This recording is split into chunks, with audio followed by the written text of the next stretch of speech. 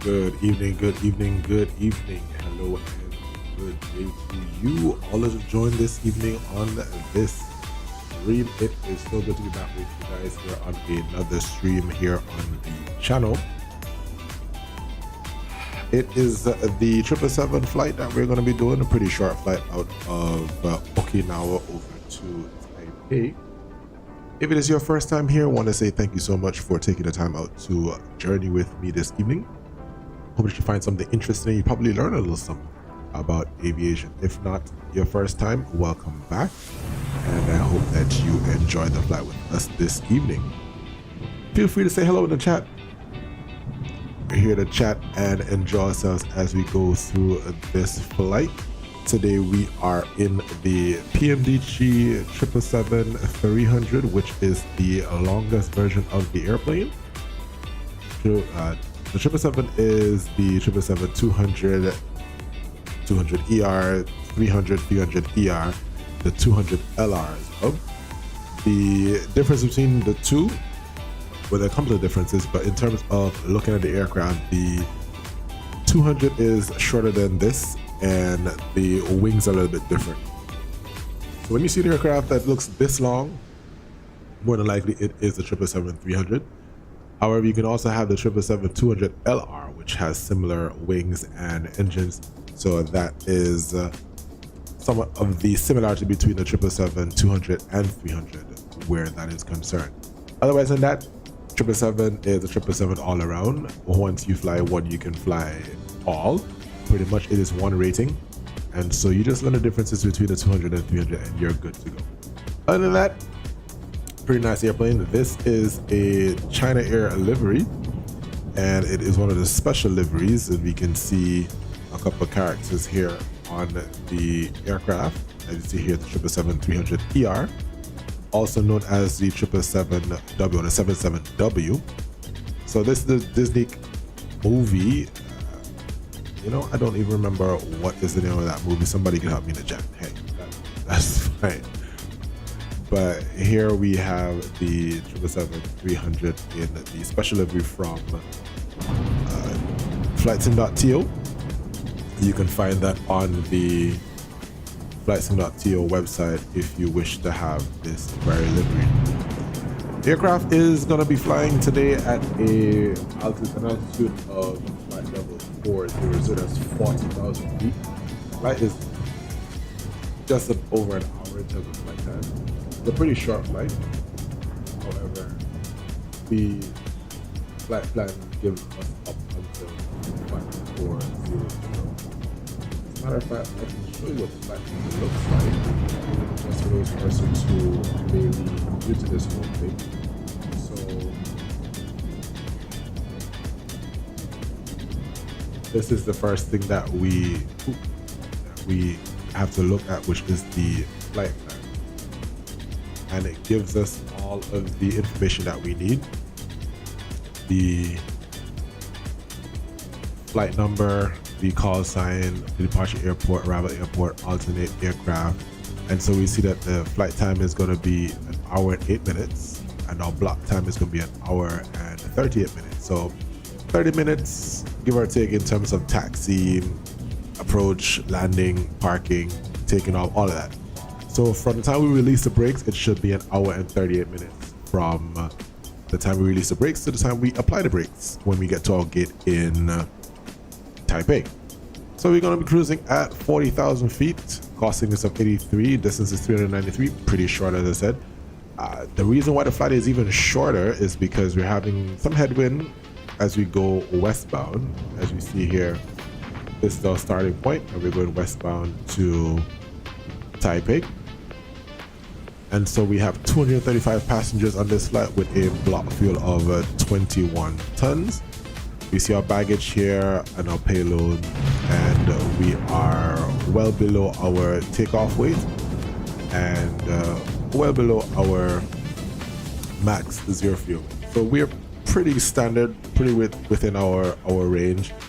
And so part level 400 is not abnormal because we're not even scratching the surface when it comes to fuel on this short flight. The actual flight is supposed to be an A330-300. However, I'm not too fancy with the 330 that is being used on the simulator, so I am deciding to use the 777-300 PMDG, which will give us a pretty decent flight on the 777-300. As you hear the thunder rolling here in the background, it is a pretty wet morning in Okinawa. Hopefully once we get airborne, we will be able to see the sun bursting through those clouds. So have no fear, a little bump on the way up, but that's fine. We should be good to go. I'm gonna jump into the aircraft right now and then head up to the gate, head up to the flight deck. So as you're seeing here, the aircraft is on the outside parking gate 43, and we'll enter through the left door number 2 and head up to the flight deck. Here we are in the airplane, and this is the business class, and of course this airplane is a really long airplane, so if you were to look all the way back here, this door behind the door is the business class continuing. Then we have the first class or the premium class, and all the way at the back we have the economy class. So let's head up to the flight deck.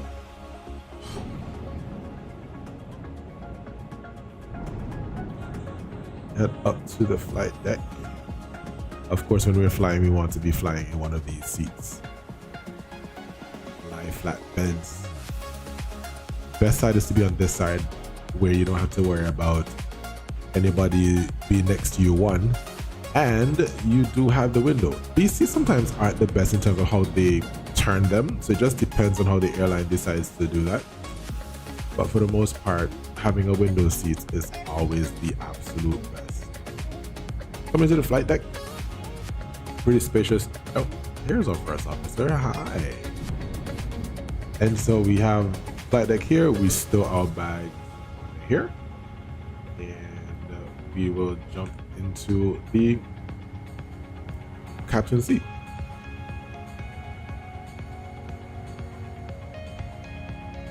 Our IRSs are aligned, so we can begin by going to our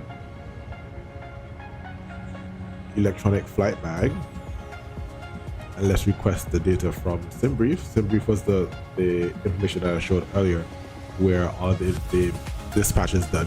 So we just download that from in the real aircraft. That happens as well. So pilots these days don't sit, especially when you do long flights, pilots don't sit in the aircraft and input these connectors anymore, because one, it takes too long. That's like 45 minutes of planning when you can cut that in half by just calling it to. So as you become modernized, and I'll show you that shortly, as you become more modernized, you're able to just put a code in, and it calls the aircraft, calls the information to come to the aircraft. Let's get our weather. So departure is from Okinawa, and then we have the arrival, which is Taipei, and our alternate is south of Taiwan, so that is there. So for our departure today, we have wind is 220 at 12, and visibility is pretty good, and we have some heavy showers and thunderstorms, as we heard. Few clouds at 500, broken at 700, few clouds, tower wind cumulonimbus, cumulus clouds at 2000, broken at 2500. Temperature is 25, dew point 24, and the altimeter is 1011. We can go now to what we see here is the same thing we saw earlier in the. I need to change this. Well, in this part of the world, they're using kilos. I have to change that in the whole system, but I can do that here just so that we have that reflecting on this side, just so that there isn't any confusion or what happens. So kilograms is here. Good to go. All right. So back in our electronic flight plan, we have the call sign, where we're going, route, alternate, the average winds, our cost index, what our zero fuel weight is, and that is going to be in kg shortly, and our route distance. So we go into our flight plan and we see that same information here. Our fuel on board today is going to be 21 tons, so we have to input that shortly. And we can actually go ahead and call GSX and see if GSX is going to work that out for us. It should. So let's do refueling and get that done as well. And so our trip fuel today is 8 tons. That's how much we should be using for the hour and 8 minutes. Then our alternate, if we need to, will take 6 tons, which is approximately 55 minutes. And our final reserves is 4 tons, which is 45 minutes of flight. So our taxi out of Okinawa for 20 minutes would be less than 1 ton. And so our block fuel leaving today is 21.6 tons.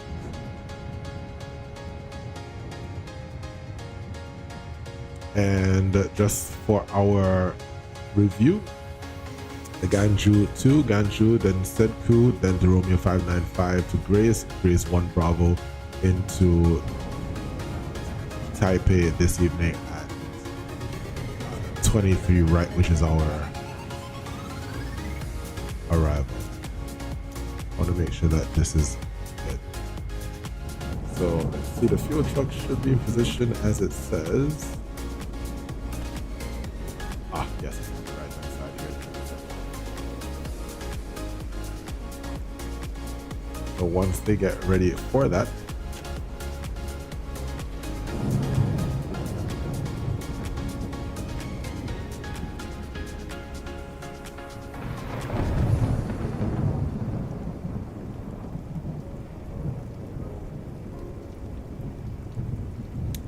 they get ready for that, let's just finish this.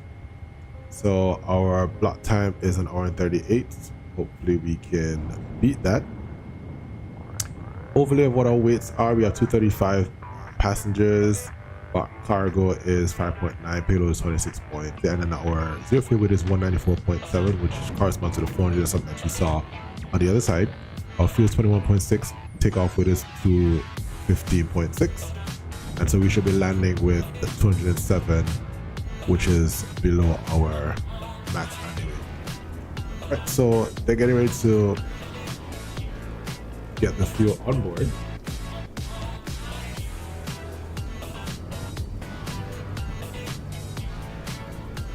Let's see how GSX handles this. It's supposed to bring up the box again. Aircraft fuel is not supported. Interesting. That is weird. Interesting. All right, cool. So when it comes to that, you simply put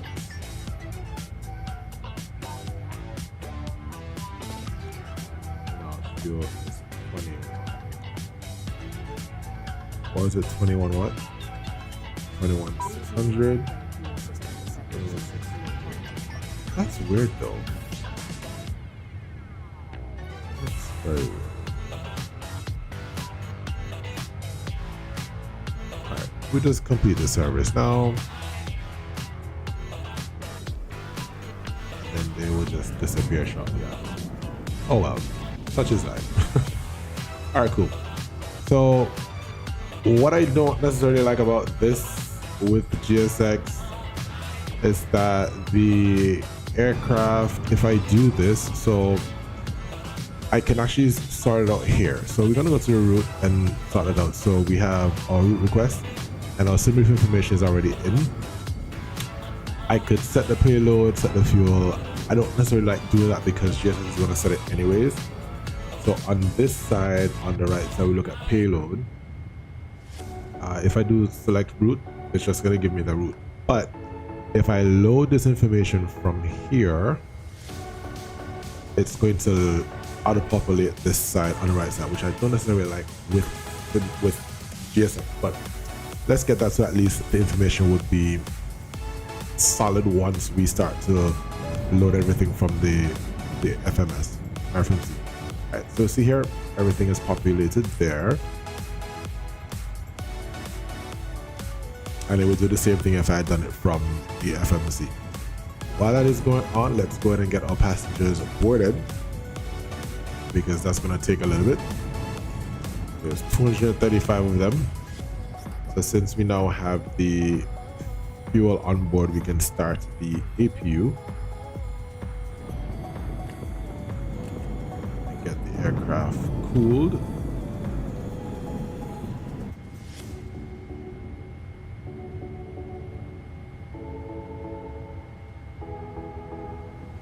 Reload. So as we see here, it's coming up the origin and the destination with the call sign. Again, it makes it easier for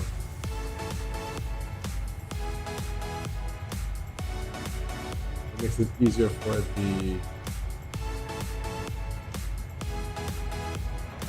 uploading purpose.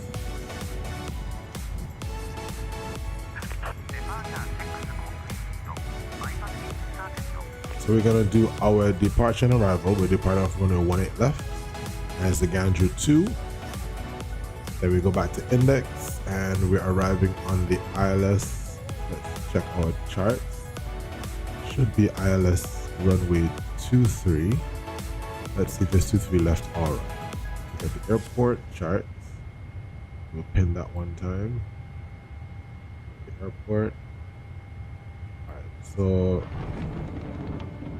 we'll do ILS 23 right. I wonder if it's 23 left. Let's see what happens to the road.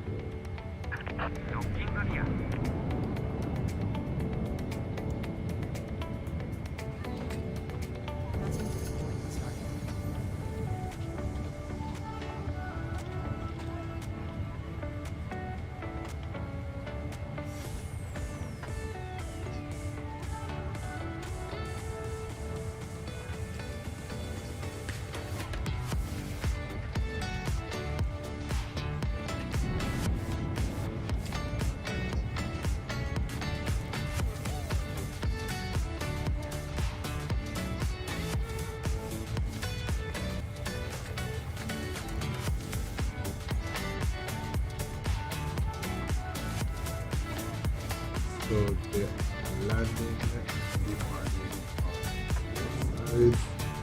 So I guess we can use 23 right, since we're going to be parking on the apron on that side. So we'll just do 23 right, just to be much more easy for our parking. I'm using the Grace 1 Bravo, and let's check.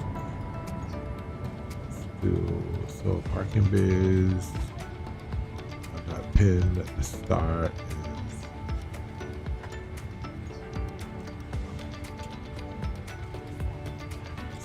is the Grace 1 Bravo, so that's that. And so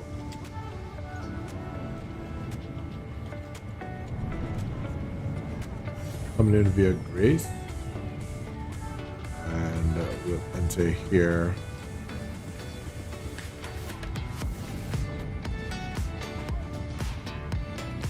So if we're running 23 right, Grace 1 Bravo, from Grace to step 1 Alpha, then Algor. So let's see, Grace, step here, then here. From there we'll go to LS23 right. So we can add that. We see it's from Ogor to Frank, and Frank to Emily, and then the final landing. So that's set for departure. Is the Gandru 2, no, Gandru 2 departure. So we have that set. And in the event that we have to return, let's get the ILS 1 right set. So all of our information is now pinned and ready to go.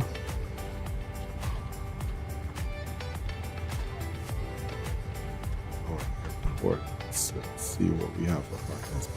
Cool. All right. So here is the airport. We're situated on the north side, and 18 left. No departure. Right. That's well set. Then we can do our departure briefing shortly.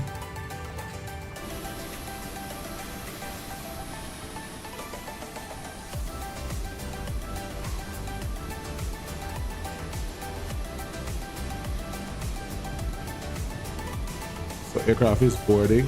We see that they're almost done with the boarding of the bags.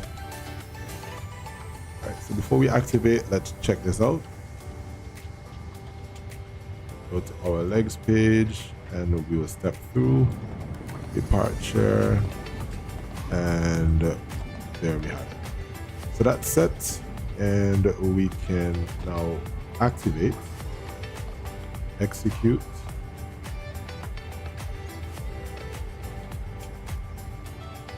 set our MCP on a heading of 182.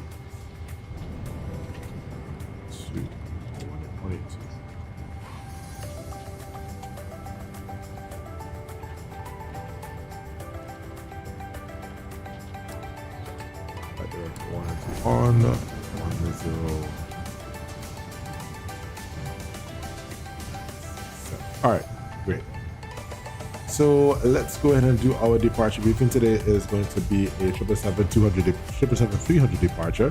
We're departing out of the Okinawa airport, and we have our chart here. We're on stand 43, and on stand 43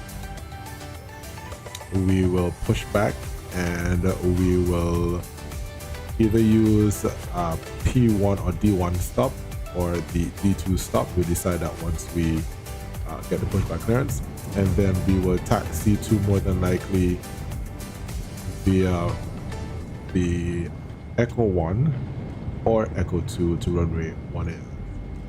For departures today, we'll be using the Ganju 2, and off of runway 18 left, we climb on ahead in 183 at about 500 direct to, that is Hotel 8 Lima 00, then right turn to Bigger, then to Kari, then to Ganju as depicted here on the flight path. Make a right 236 to Kari, then 282 over to Ganju, then flight plan route.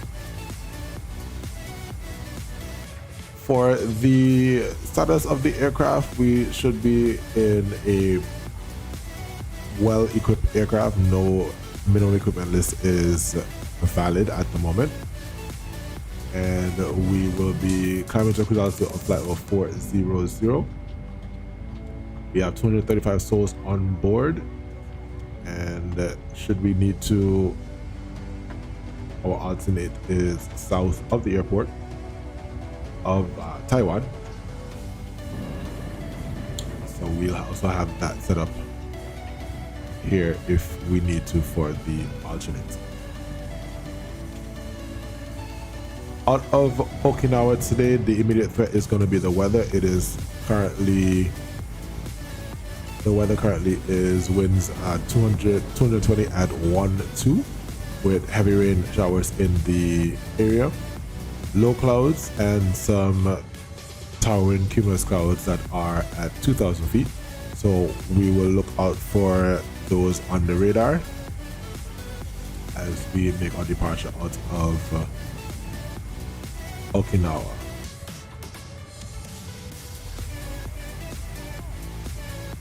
For the departure, today is going to be runway 18 left. On the takeoff, we will watch for speeds between 0 and 80 knots. We'll stop for anything that will make the aircraft unflyable. To 8 knots and V1, we'll stop only if there's an engine failure or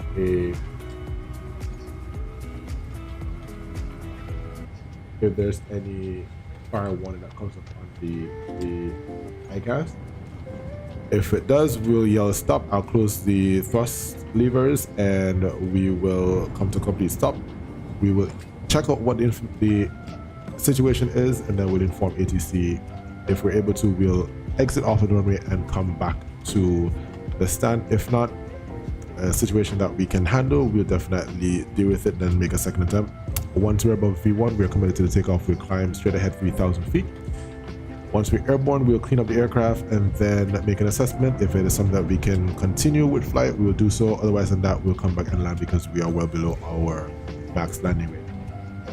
Outside of that, aircraft is good to go. So we are clear on our departure. And we see our passengers are boarding the airplane. I remember when I was on the 777, the captain came out and talked to us about what was going on. There was some weather in the area, so he explained how long the flight would have been. Nevertheless, we should be good. Let's check out something here on the charts.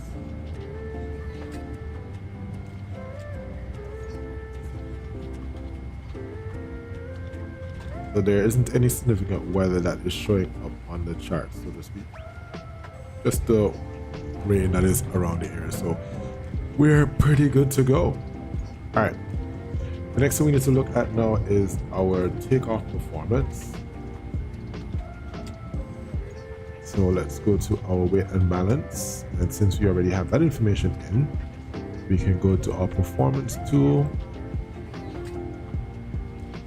Need to do this here. So after the route, go to our performance initialization. I'm going to reject this, then I'm going to request it, because then it's going to pull that information from the FMC on the right hand side. Once it comes up, we'll accept and then make any adjustments as necessary. So we'll accept it, and our flight level is 400. Cost index is 83, and our zero fuel weight is 194.7. 194.7 gives us a takeoff cruise weight of 216.3. And then we can go up here, import. Let's go runway 18 left. It is not dry, it is wet. Import from the aircraft. So we'll leave it at optimum for both flat setting and rating, and we will then import the weather and then calculate. So we have a recommendation here, flaps 5, and then we'll do a rating of takeoff 2 with 45 degrees temperature. So we go to our thrust limit, which is takeoff 2 and 45 degrees as our selected temperature.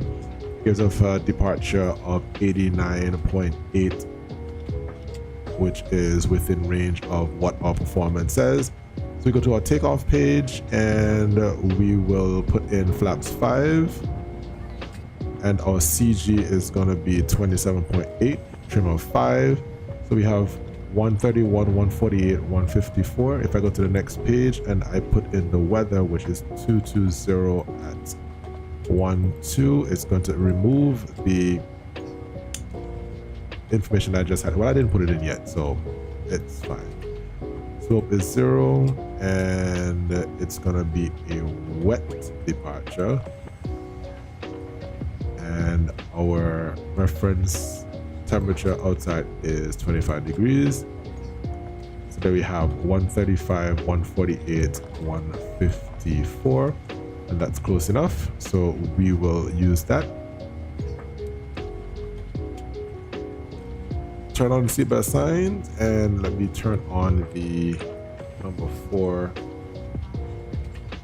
hydraulic pump so I can turn on the parking brake, turn it back off. Great, good to go.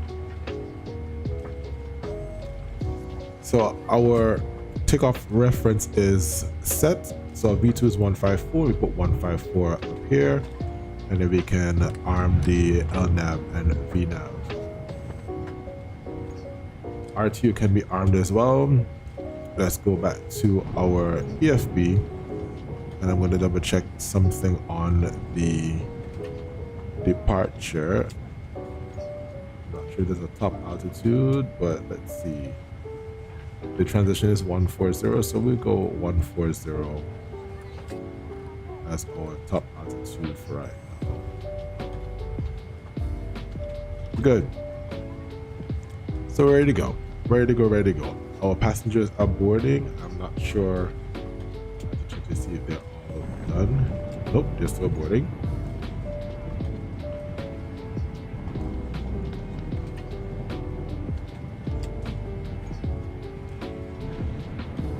So our thrust limit is set, our takeoff is set. Go back to our data and we're going to load the winds. So we should land with 14.1 now that the wind information is in. We'll execute that, go to our VNav and go to our forecast page, and we will load the winds here. I'm going to make a change, which is, since we're at flight level 400, let's do flight level 390 as the altitude here. Then we go on to flight level 310, flight level 20, and we can leave it at great. On the star, the lowest altitude there is none set. Alright, 130. So let's do 13 since that is the transition. Cool. So we can request that again. So we get some more accurate winds on what we're going to be requiring on. Alright, perfect. Once that becomes available, we see these two load. Alright, are we good to go? So on the left side, we're departing here, so we'll leave this on the takeoff reference page. On the right hand side here, we're going to go to the legs page on the right hand side. We're going to change our spot to 4050, and that is set. And we're good to go. Alright guys, so we are almost ready to go. I did not see how many passengers we have remaining. That is interesting. Oh, 171 up to 35. So we're getting there. We are getting there. Once again, welcome to all those who are joining us for tonight. If this is your first time, welcome. It's good to have you.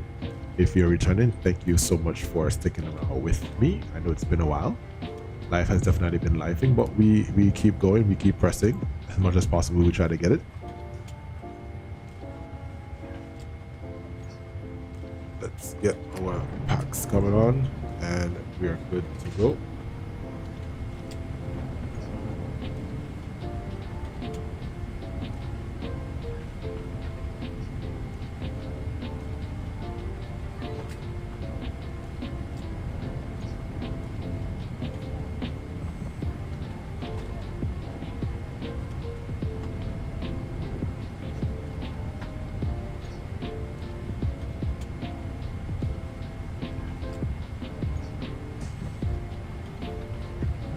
If you type exclamation, you can get information on what route we're doing today. You can type exclamation route in the chat, or exclamation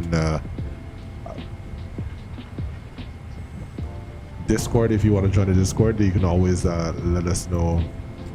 That's where you can interact with me outside of the streams. But if you haven't already done so, it would be very nice, and I would be very happy if you would simply click the subscribe button. It would help the channel. Also click the notification bell so you don't miss the next time that we go live, and that would definitely help me out quite a bit. So thank you so very much as you come along this journey with me. If you want to know what my computer specs are on this flight as well, what I used to fly on, you can do exclamation specs. You will get all that information as well, so feel free to do that.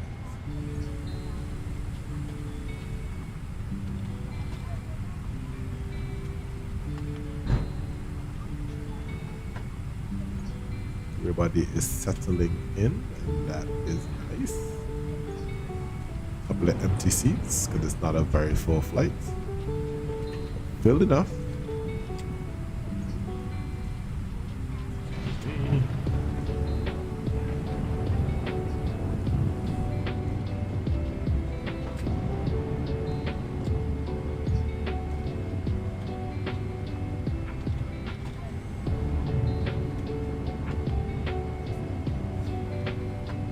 While we're waiting for that to happen, we will go ahead and do our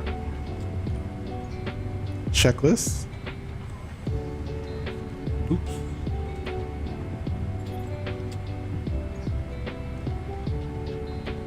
For our pre-flight checklist, oxygen is tested 100%. We can do that again just to show you. Tested. And the flight instruments is heading 182 and altimeter is 1011, set 1, 2 and 3 times, and so that is complete. We are finished that onto the pushback checklist. 217 of 235. We're almost ready. Unfortunately, there isn't anyone flying with us today, so I can't even do a radio check so that everybody can hear what I'm saying. But we will just assume that they can.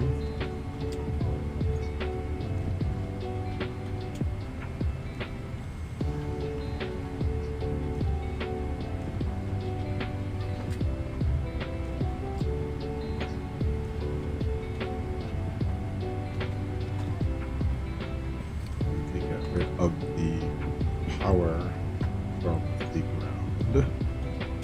Release the ground power. It's ground APU.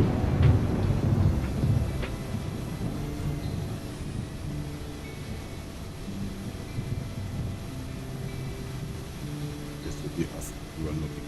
Ah! There we go. Hello.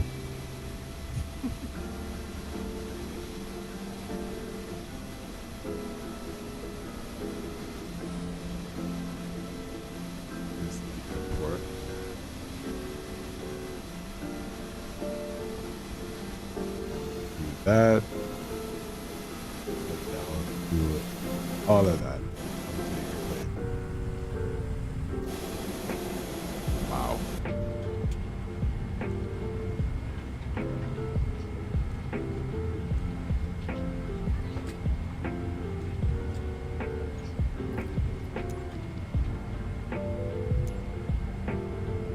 Fully boarded now, so we will go ahead and close the cockpit door.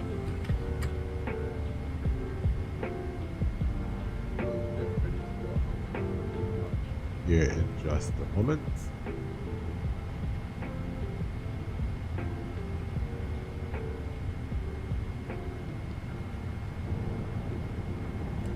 So let's do our flows.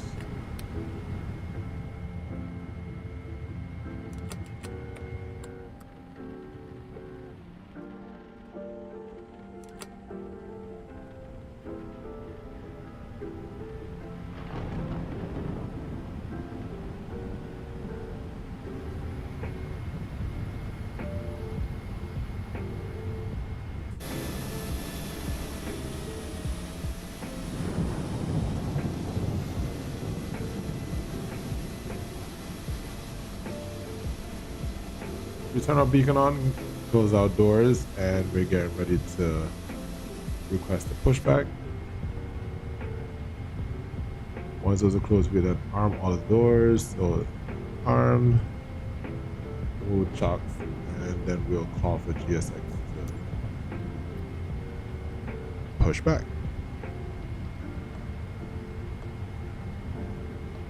And let's see the stop line. Let me double check that. Parking spot. Seriously?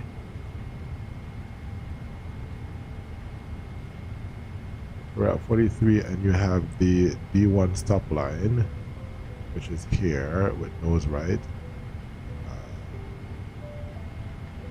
Delta taxiway, then P1 stop line facing. Nose right, nose right. That's crazy. It's P1 and this is You know, let's just do no, but that's crazy though. So there's D taxiway point 1 or P1, which is here. Then you have, wait, we're back.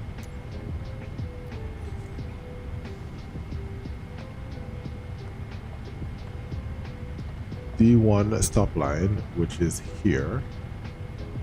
And that's nose right facing south, so I'll be facing that way. Then you have facing north, which would be this way. And then nose right at D1 P1 facing south.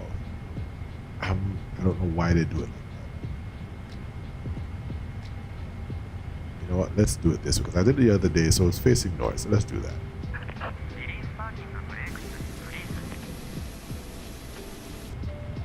So let's do our checklist or before start checklist. Flight door is closed and locked. MCP V2 is 154, heading is 183, altitude is 140. B speeds are 135, 148, and 154. CDU pre-flight is complete. Trim needs to be 5 units, so let's set that. Say that trim is going up to 5. Good. That is set. And takeoff and taxi briefing is completed. Depending on where we push now, because if we push that way, we will make a left here and come back around at Alpha 1 and then go to Echo 1 for departure. So that is complete and we are good to go. So parking brake is going to be released. Let's turn on our transponder so that people can see us. Parking brake is released and we start our timer. And we are off, ladies and gentlemen. 16 minutes we are late, but we're off.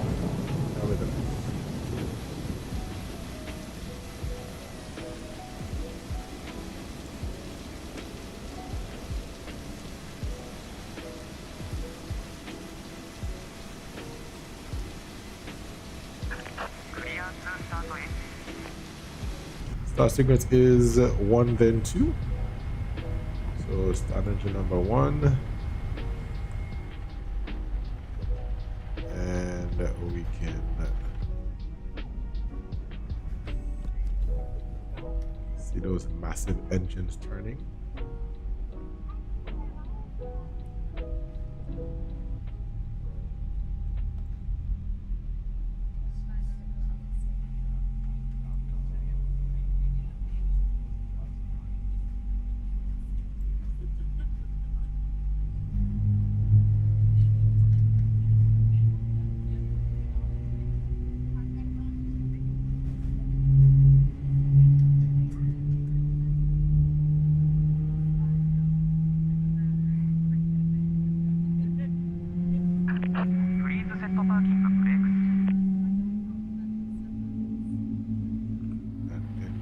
Started. Start switches cut off. Set the parking brakes. Parking brake is set. Engine number 2. And we can go to outside for this one.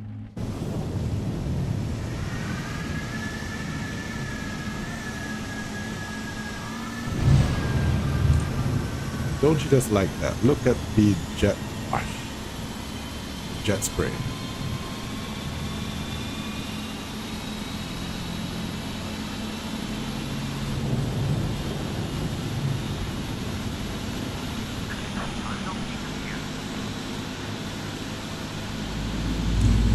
Microsoft Flight Sim has come quite a long way because this particular phenomenon where you see the jet spray, you would have to get an additional software to do this. But it's now standard, which is good.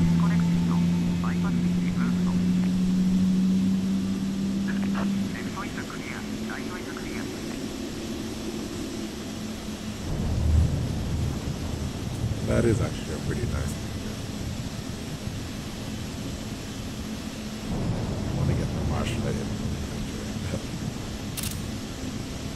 So he's gonna wave, like you see here.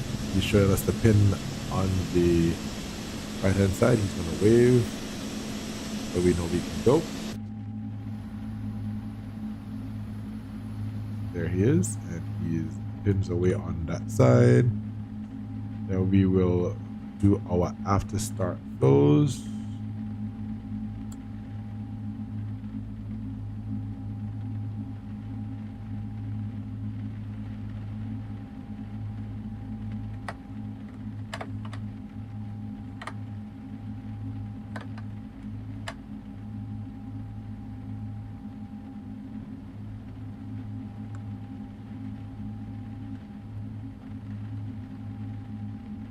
Flight control check. Left. Right. Back. And forward. Left. And right. On. Wing. Left. So. Left.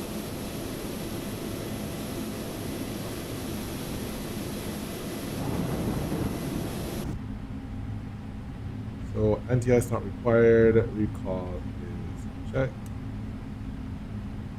Auto brake, RTO, flight control checked. Ground equipment is clear before taxi is complete.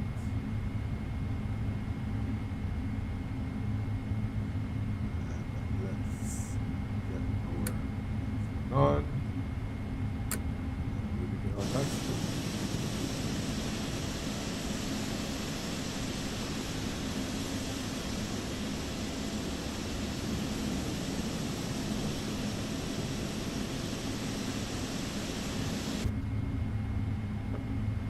Release.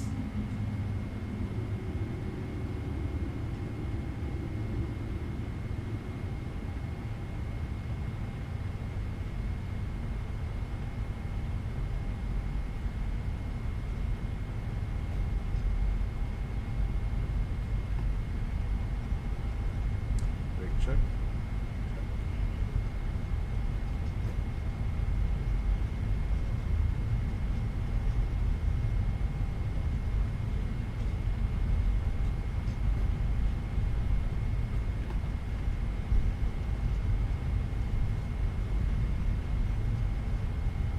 Okinawa traffic, Dynasty 121, taxi to runway 18 left.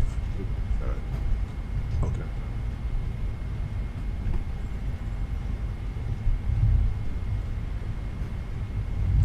So we make this a left here. Let's spin around and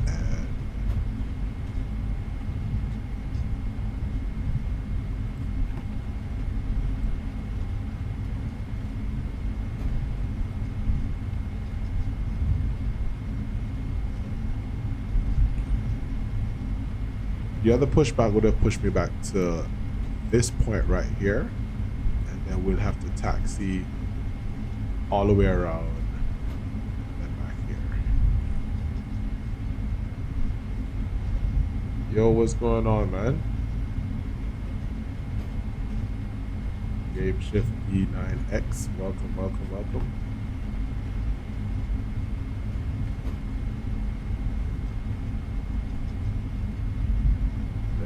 We make a right here to Echo 1, and that sound means that can you use the airports rather than Boeing? On the next flight, maybe. The flight is actually supposed to be an A330 flight, but I don't like the A330 that came with the simulator, so I'm not gonna use it. At least not on this. I try to use on the stream, so we're coming up to 18 left right now. So let me put on strobe, and we're gonna run the before takeoff checklist, and before takeoff checklist is complete. And we are clear left, clear right. On runway 18 left. And up on runway 18 left. You fly the 330 for Microsoft 2020? or Magnus 2024, because the 330s that come with it, the 330, 300, they don't fly. I could use the A350, but if I'm gonna fly what is real world, and the real world flies a 330, 300, and the ones on the sim aren't that great. It just doesn't work well for me.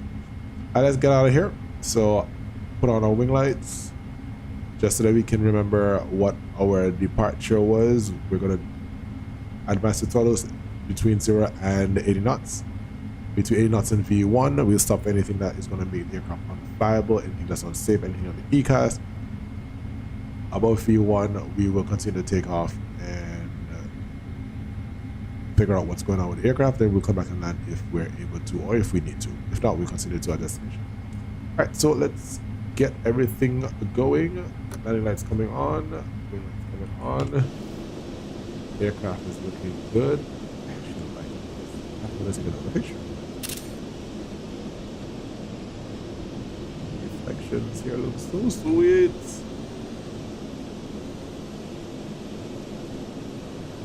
Sorry guys, I actually just like how this looks. It really looks pretty nice. Alright, let's go. So before takeoff checklist is complete, let's put pressure on the stick. Set the throttles to 50%. Start the timer. Auto throttles will engage. Let's go. Airspeed alive.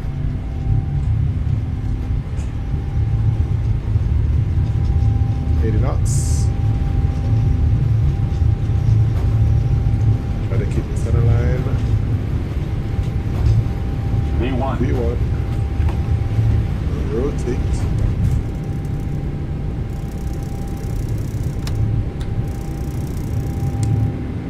Positive prime. Gear coming up.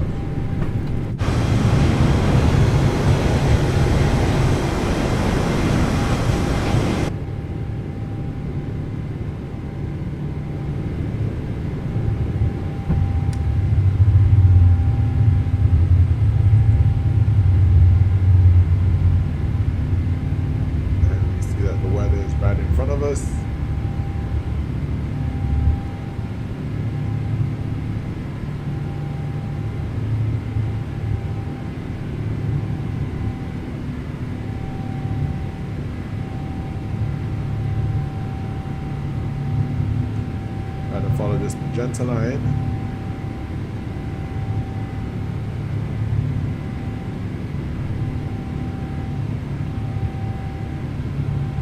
Still have flying the aircraft, and we come flat up.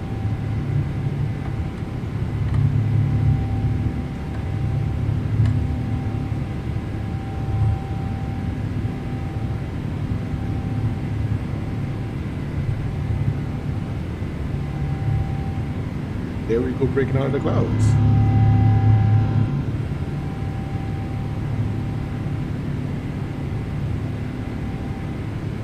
And that's beautiful. Clouds look like trash, but we leave that one alone. We'll leave it alone. Looking good, looking good, looking good.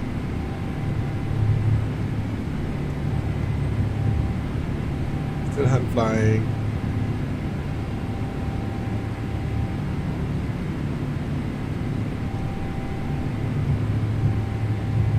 Just doing our best to follow.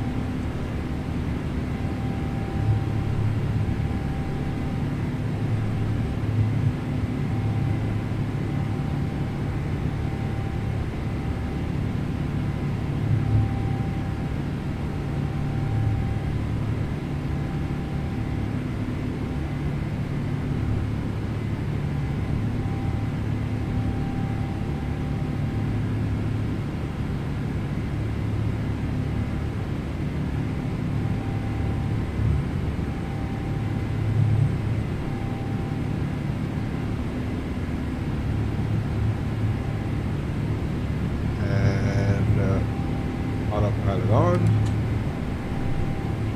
And we let the aircraft fly itself. Great. Can you tell me how to make autopilot follow your route? Okay, so are you using the same aircraft or just in general? So you will input the aircraft for an aircraft that is this technical for the PMDG and many other types. You will put the information in the FMC, and once you put it in there, you will see this magenta line is drawn once you execute it. 10,000 feet, landing lights coming off, wing lights coming off, and we can ding the cabin. So once you put the information in the FMC, the aircraft is supposed to be able to follow that. Once you click autopilot and you have the LNAV VNAV engaged, the aircraft will follow the flight plan as we see happening right now. So it just turns where it's supposed to turn, and you're good to go. Only can I know what to do. All right, cool, no problem.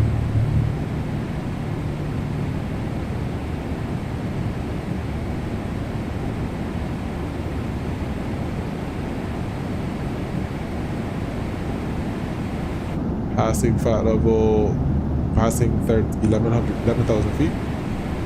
Changes now to flight level 400, and allow the aircraft to do what it gotta do.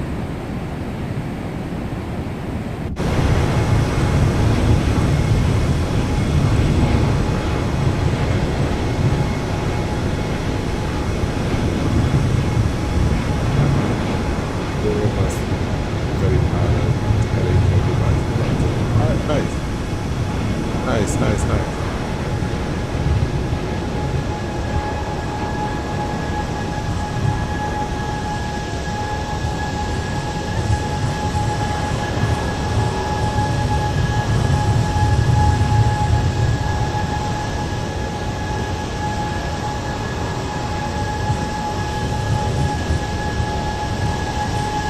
That cloud break was actually pretty nice as well.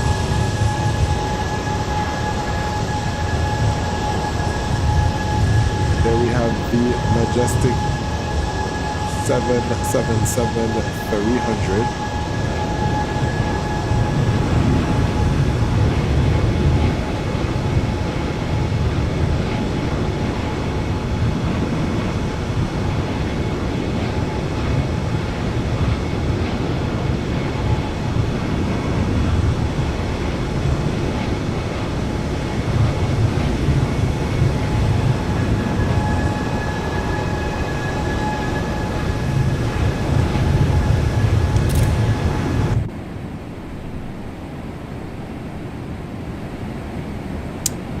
Transition standard set.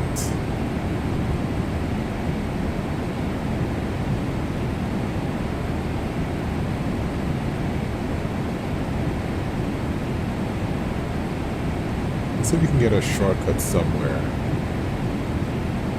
Let's go direct to set to.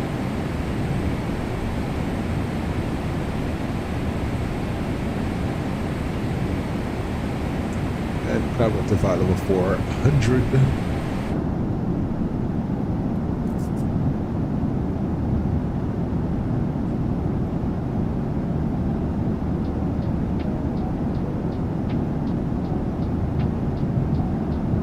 I'm not far behind you. I'm about to head to the runway. Alright, cool, Stefan.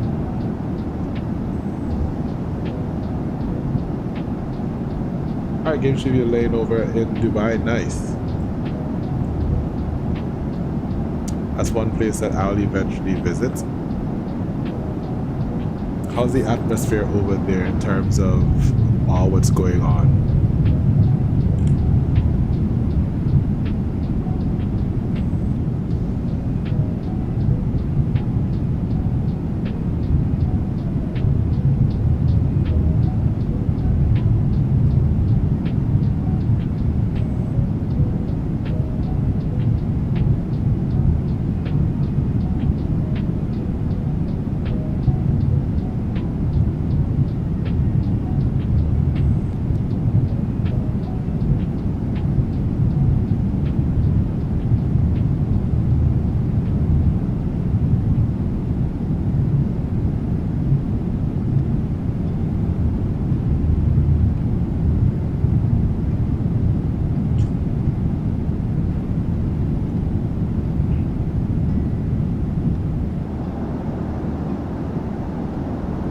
going to walk out from the first class cabin. Just give an appreciation of how long this airplane is. So that's the front part aircraft. This is between L1 and L2. So we have all business class seats. Then behind here, there's some other business class seats that fit between a couple of rows from the second door. Then we have the premium seats, which are what you would find on a localized first class seat. So they're a little more comfortable than those behind, and you'll see that. And then behind that you have the economy seats.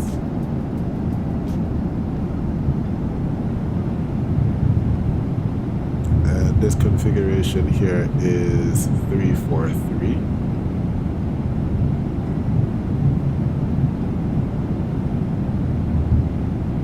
We have some more economy seats coming back here.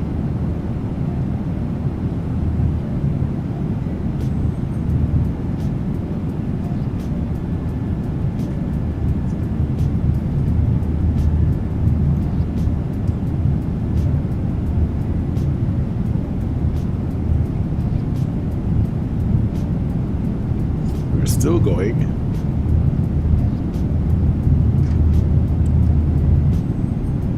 Anybody who is doing long haul flights on these airplanes, you know, they tell you all the time to make sure that you keep the blood flowing by walking up and down. So when you get to about here, you now go from a 343 to a 242. So these are actually not too bad sitting this far back. At least you don't have to contend with 3 people, but 2 other people. But for those who are traveling on these long aircrafts for long haul flights, you literally have the ability to exercise because you can walk this far. You probably won't be able to go as far up to the business class because there will be a curtain that crosses that, but you're able to walk around. You come to the back here, stretch your legs, quite enough space here, and then you can walk back this side. If you're on a 12-hour, 13, 14-hour flight, enough places you can actually walk around and get the exercise. So make sure you do that. Drink lots of fluids. Keep yourself hydrated when you're flying for that long, so that you do not have any issues once we land.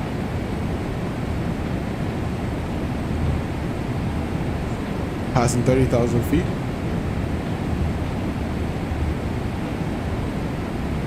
Climbing up to 40,000 feet. We are getting there.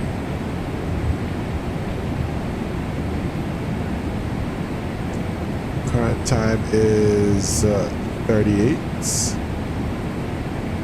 So top of descent should be at 43. Top of climb is 43. And then for our top of descent, that should be at 6 minutes after the hour. So not very far away.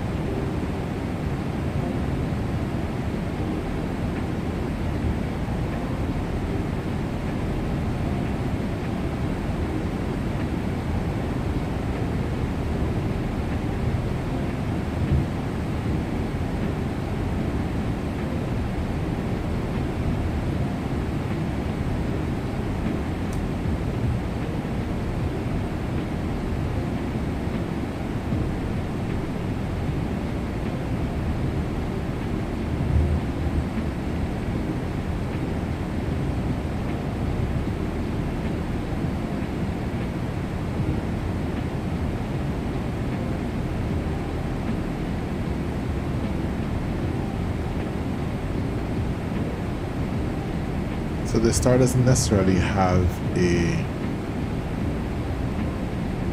altitude restriction other than the MSA, which is 9,000 feet around the airfield. So what I'm thinking to do for the Aylex, so Grace, I'll leave that out. Get into Sepia, then to Ogre. I am thinking to cross Ogre. So Frank should be at or above 4,700, and then Emily's at 3,500. So I'm thinking that we could cross Ogre at 5,000. So then that would bring our top of descent. Because I will switch over shortly. So let's see once we get to the top of the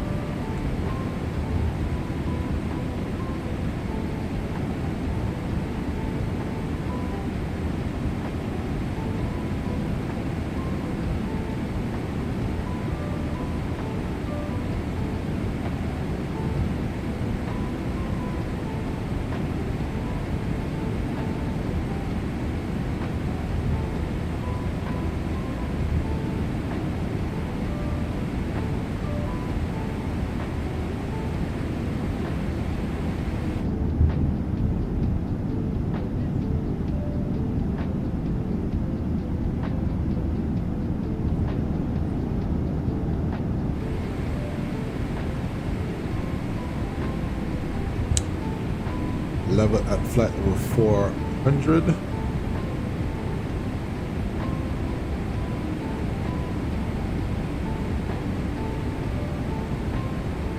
Cool.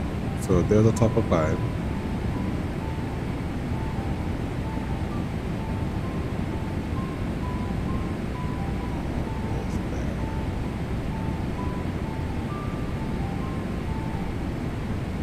Top of the set is at 154. Right, so once we put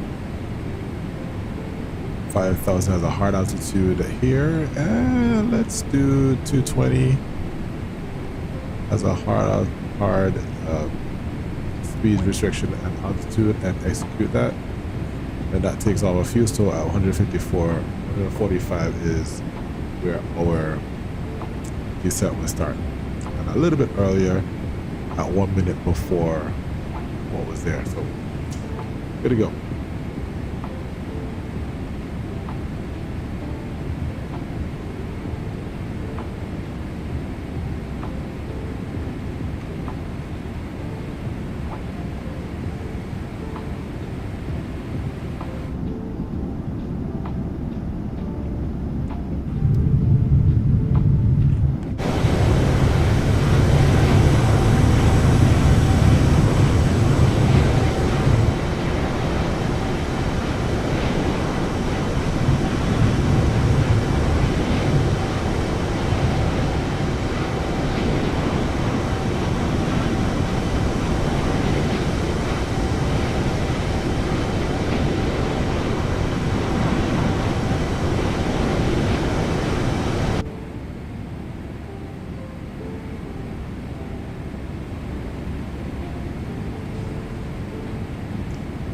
Strong headwinds. Our speed is literally 419 across the ground. If we're going in the opposite direction, we'll be making some serious speed.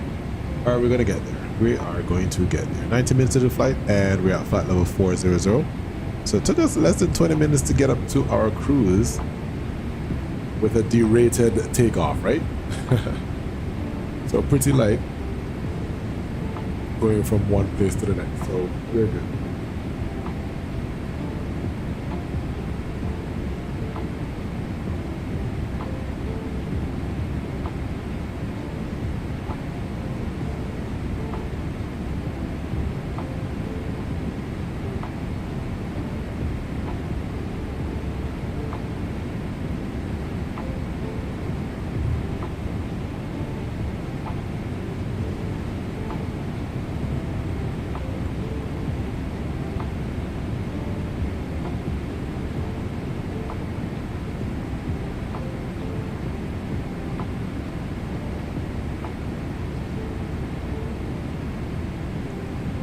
Give me just a moment, guys. Gonna step away and be right back.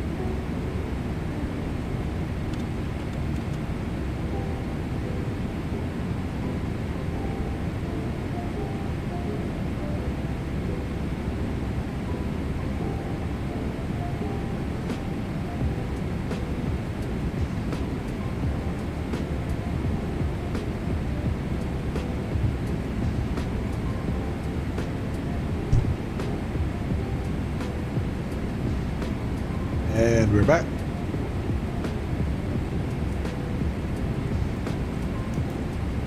All right, Stefan finally took off. Cool, cool.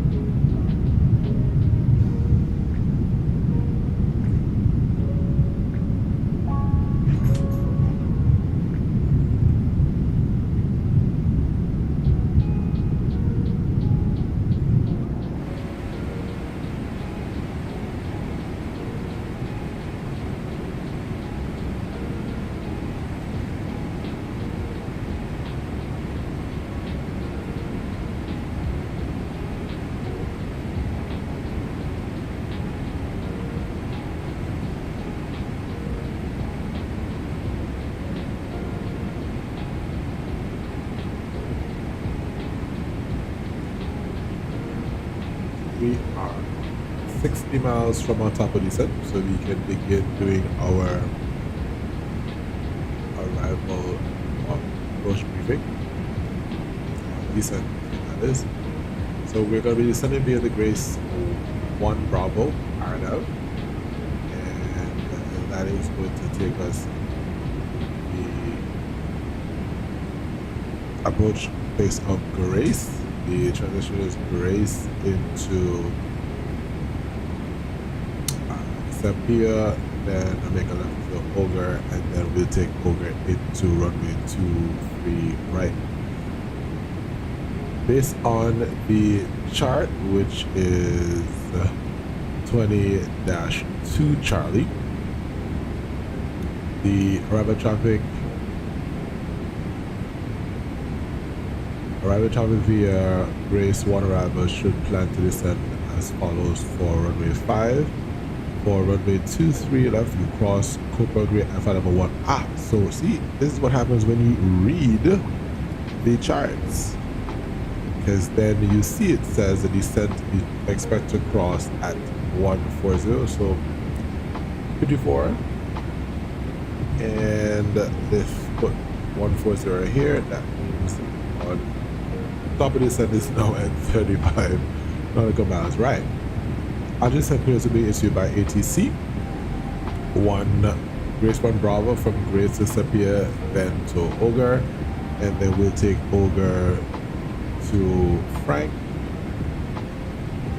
to Emily will get the final approach there into runway 23 right, and 6.3 from the runway we should get a glide slope from that. So what we're going to do is we're going to go to the fixed page, and it is, the identifier is India Tango Yankee Alpha, something that I got from some Airbus pilots, and it's 234 50 nautical miles ring, 234 7 miles. So by the time we're 7 miles up, we should be fully configured for our landing on runway 23 right. Good. So our minimum set altitude is 9,000 feet, and our local altitude is 109.3. Final approach is 234, and our glide slope should be at 6.3 at 2,000 feet. And airport elevation is 108, runway elevation is 63. Should we go miss, we climb 234 heading until leaving 800, then turn right direct Sedum and maintain 3000, and then hold as we see here. Make a right turn towards Sedum, and then we hold at Sedum with an inbound course of 272 as we do that, if we need to do that. Alright, let's do the fixed setup. Right, so alright, I'll explain it in just a second. So top of this is in 19. Alright, so we have that. So once we get our glide slope, then we'll set to 3,000 feet, and we'll have that set for the arrival. Upon landing on runway 23 right, upon landing on 23 right, we hope to exit there about let's see, November 4 or November 3. Then we backtrack onto November, and our apron is via Papa 8 to Alpha 5. So let's set our initial descent down to flight level 140, and let's do our performance checklist, a performance check for the arrival. Runway 23 right, current weight and weather is 260 at 4, 28, 10, 11. Our reversers are all operative, and let's use auto brake 1 because we have 12,000 feet of runway. Non-normal conditions are none, and VRAM is at 8. Calculate that. We'll land in 7,716 feet. So auto brake 1 is set, which means that once we land, this is 12,000 feet of runway here. So we land and we should be able to exit at November 4. If not, roll all the way to November 3, backtrack on November. And then we have the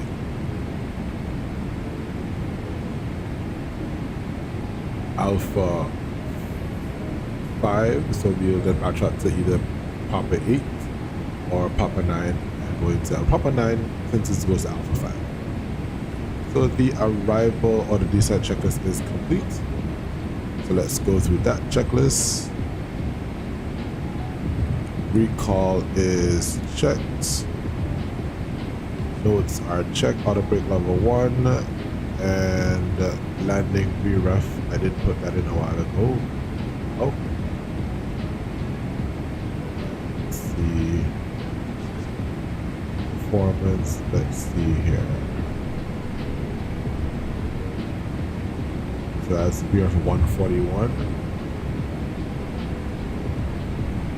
So 30, 141. And the approach briefing is complete. Checklist is complete.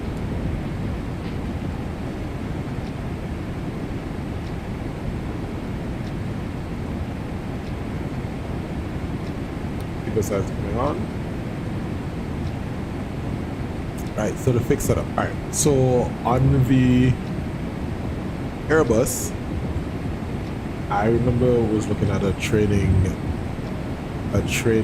video, and the range rings are just to get you somewhat set up before you land. So by the second range, which is closer to the runway, you should be fully configured for a landing. So you see the range ring here, this is a 50-mile range ring, and then the inner one is a 7-mile range ring. Why 7 miles? All right, so on the arrival chart, the runway, you will see some distances. So the airport identifier is, the runway identifier rather, is India Tango Yankee Alpha. Emily is at 12.5, which is the distance from the runway threshold, which is here.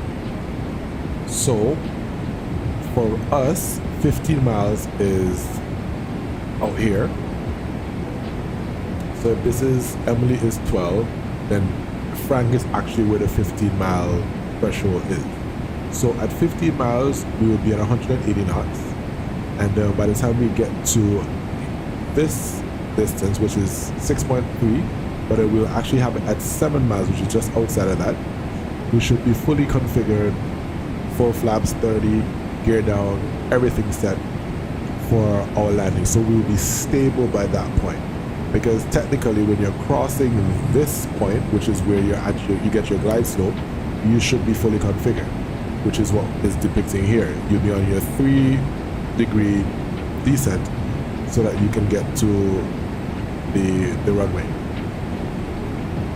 So we descend to 3,500, probably see the glide slope becoming alive as we get closer. We can descend under 2,000, and so at 2,000 feet from 6.3 nautical miles out, we'll be on the fully established on the Aylex. So that's what the range rings are for. So in the Airbus is a little bit different than in the Boeing, because the Boeing has 4 fixed pages, and here you can actually put several rings. So I could actually put 234 and put a 20-mile range ring around it, and you'll see it pop up here. So there you go. Or if I want to put a 40-mile range ring, and you see it goes out there. What will happen sometimes to air traffic control will tell you to descend to cross a particular, where there isn't an actual fix. They will tell you descend and cross 40 miles from a particular fix at a certain altitude. So you will put the fix in here for example, if I wanted to cross Grace at, you know, so Grace is here, Grace. So Grace is there, and if I needed to be 20 miles out at, let's say, probably about 200, so I will put 20 miles around Grace, which will be this, the ring that's there now. So by this line, I should be at flight level 200. Stefan asks, so what does each number mean? All right, so this number here, the first number that I put in here is the bearing. So the bearing is 234, which is our final approach course. So on the arrival plate, you will see the approach plate, you will see the line that's going towards the runway. That's the final course for the runway. So you would see a straight line. Let's go back out there. So you see this 234 is a straight line. I could actually, that's the runway center line. So I could actually do another one here. So for example, if I wanted to have an offset of, let's say, 200, you'll see that there's this other line that goes across there. So the 234 is the final approach course that we put in there, and then the number after the slash would be the distance. So the bearing and the distance.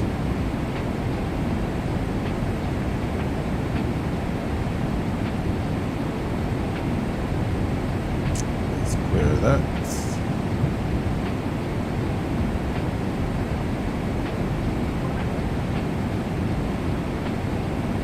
I guess I'll have to clear the entire thing. IA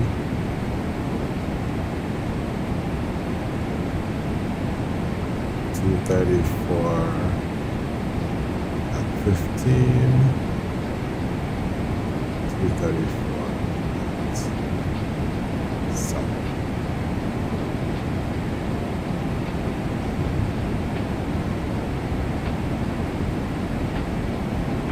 I can remove this fix because we're not trying to cross that bit.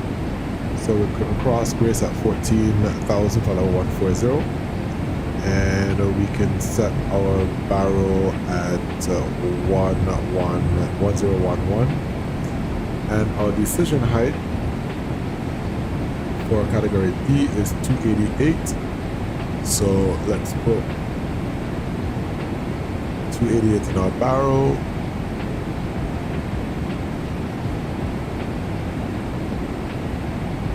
288, and that's set. Do you have enough time to erase the whole fix and redo it step by step? I can do it on the next page. So here we have it here on this. So this is page 2. So ITYA is the identifier, which is the runway identifier you find here. So ILSDME 234 is the approach course. 109.3 is the radio, the localizer frequency, and then ITYA India Tango Yankee Alpha is the identifier, the runway identifier. So you put ITYA in the fix, then you would use whatever range rings you want. If you want to do a 20-mile range ring or a 15-mile range, so you put in the course, which is 234 / 15, and then it will come up where you see 15 around there. You do the same thing with the next one at 7.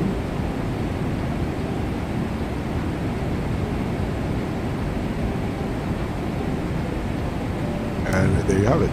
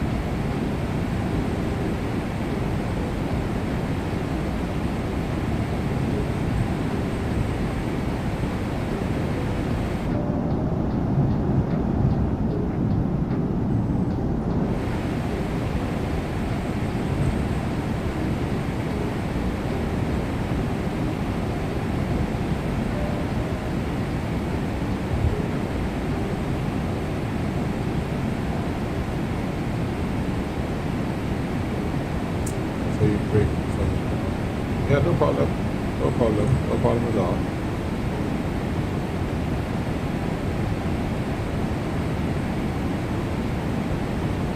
We're now a few miles from Grace to cross Grace at 140, so we continue our descent down to 5,000.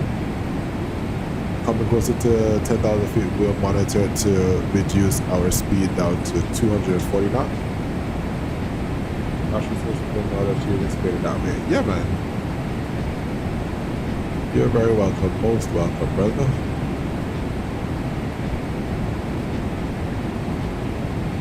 Grace 0.5, crossing that at 140. Perfect. Continue descent now to 6,000, 5,000. So the aircraft was able to hit its target to cross Grace at 140. So PMDG is doing pretty good, doing pretty darn good. So our speed is now coming back now to 293, which is good. So the aircraft is now on par.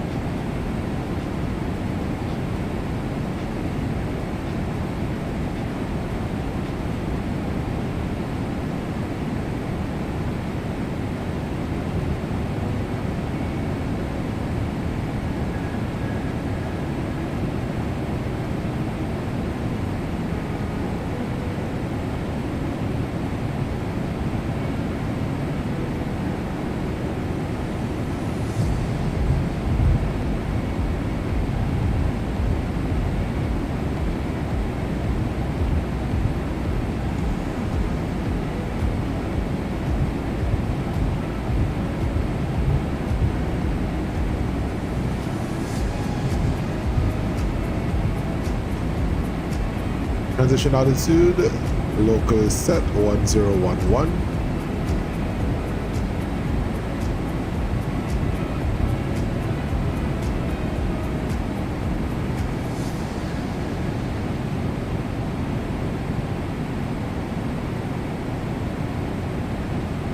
Then we have these two green dots on the flight path, and these are going to signal the aircraft slowing down, reducing its airspeed as we continue to descend.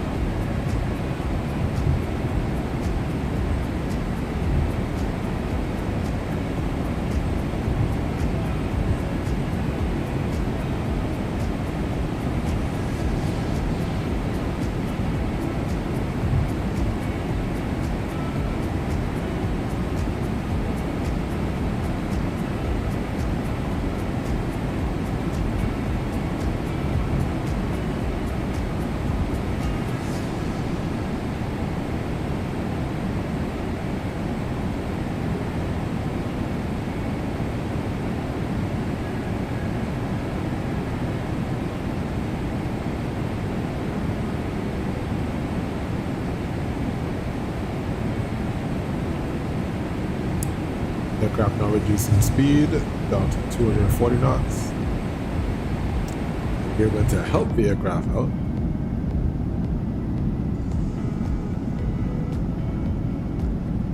Instead, some speed brakes.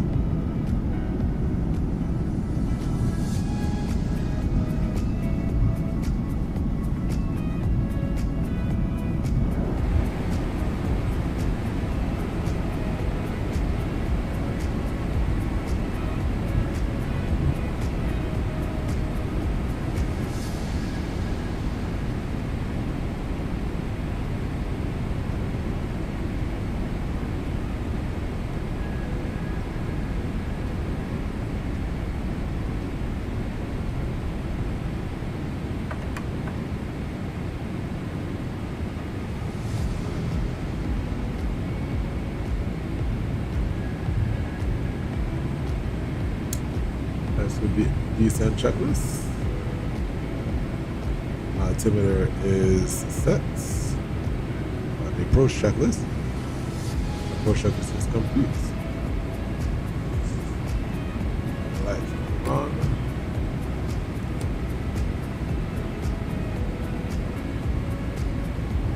And let's take the cabin.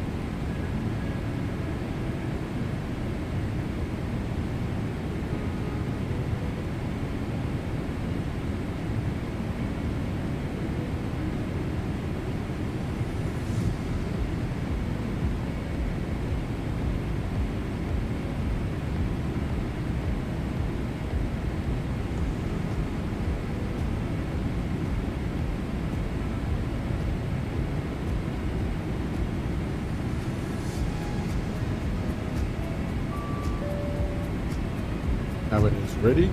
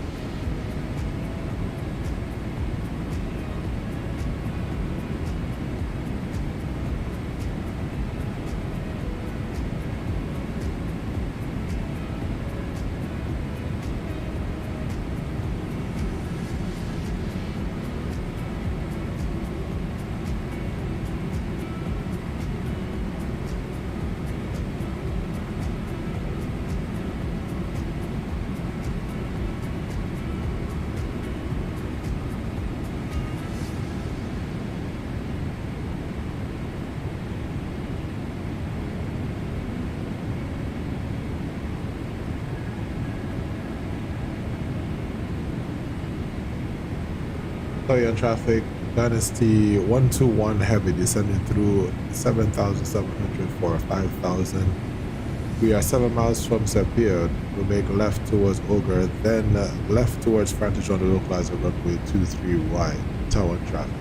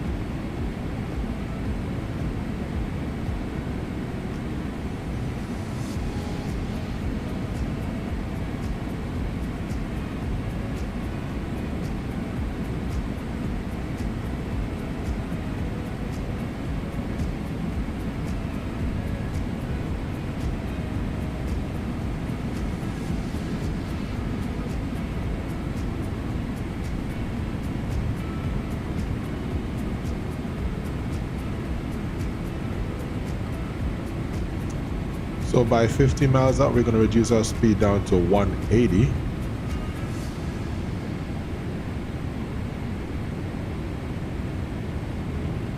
over at 5,000 and we'll reduce now to 4,000.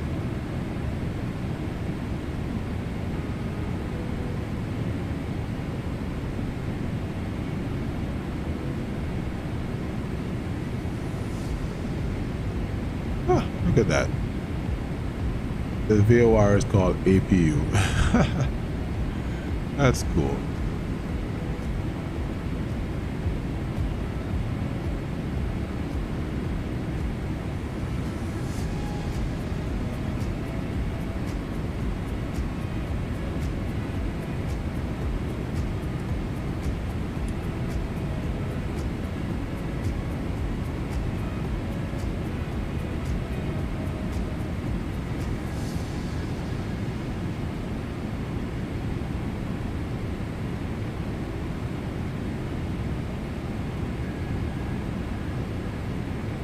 So the Aylex system is now active with 25 miles out. So we have our localizer available.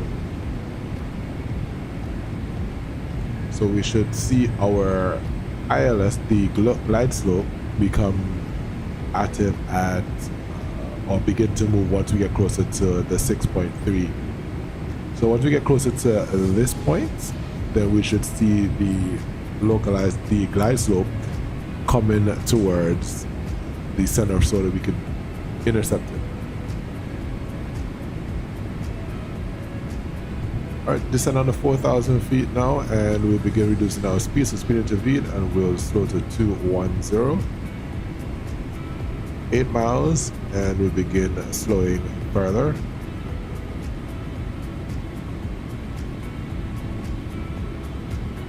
Continue slow down to 200 and we'll take flaps 1.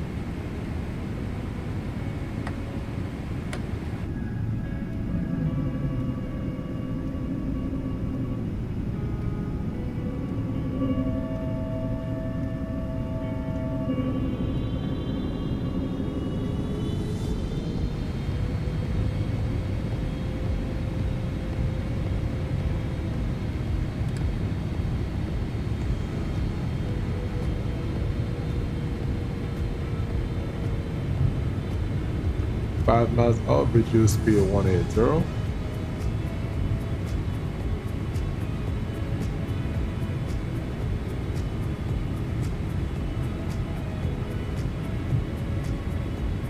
And we'll activate the localizer.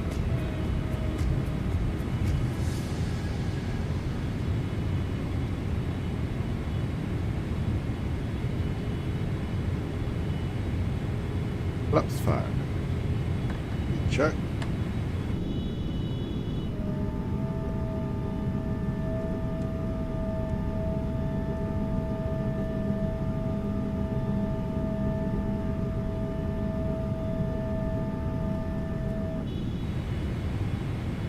Flap 5 set.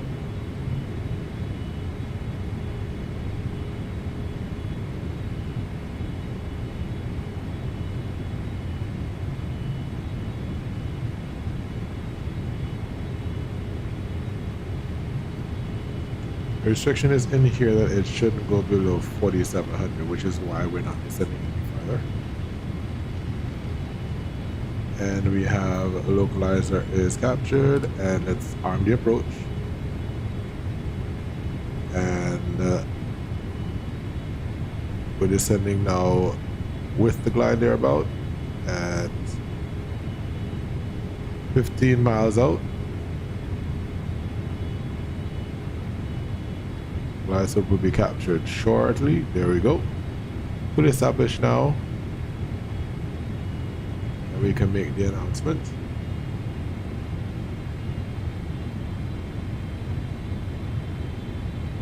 Tarian traffic. Dynasty 121 heavy. 14 miles from the field. Fully established on the Aylex runway 23 right. Tarian traffic. Alright, let's go now to 3,000 feet on the heading, on the altitude, wow, 232, that was the automatic one, great, and flaps 15,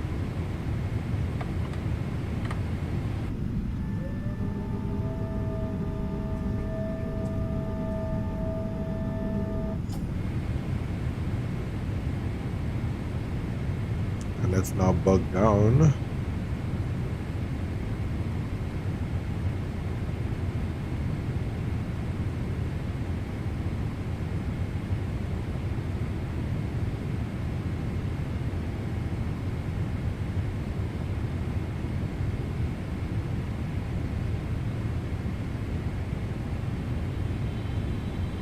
So bug down now to that 15 mark. We'll do gear down.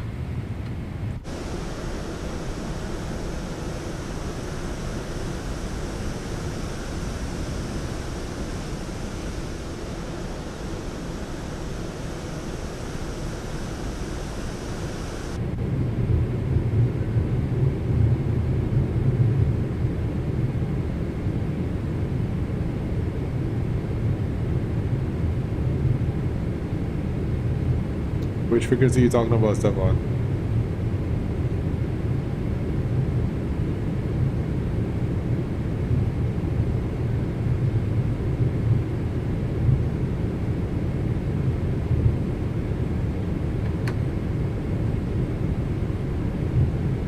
Let's have the aircraft reduce the speed, so I have the speed brakes out. 2,500. Okay. I'm on 22.8, by the way. Hey, what's going on, Brandon? Welcome, bro. All right, good. Aircraft is now climbing back up with the glide slope. Good. I'm on 122.8. And so that little mark there, I'm now past it. I should have already been done. Let's go down to a flat 20. 141 visiting. And flat 30.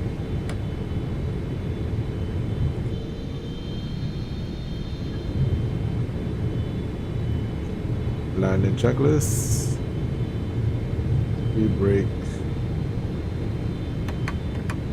is armed, and landing checklist is complete.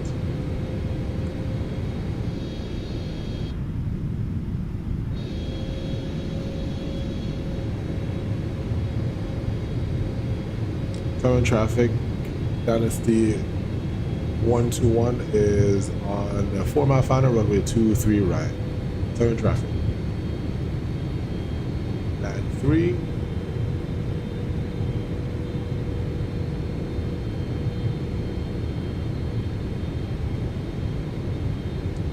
And checks complete. Battery lights coming on.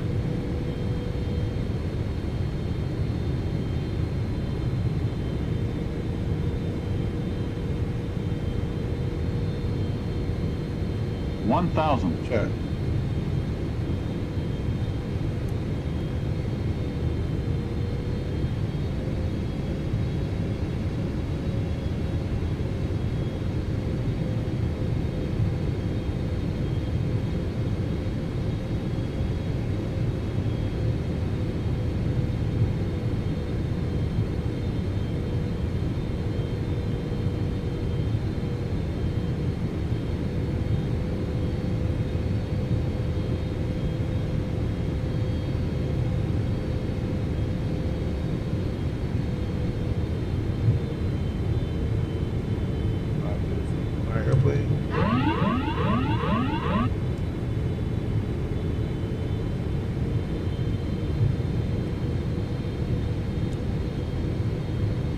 Approaching minimums.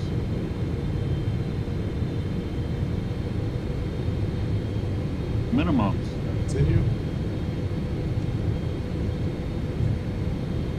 100. 50. 30. 20. 10. Touchdown. Speed brakes up. 2 in reverse. Reverse green.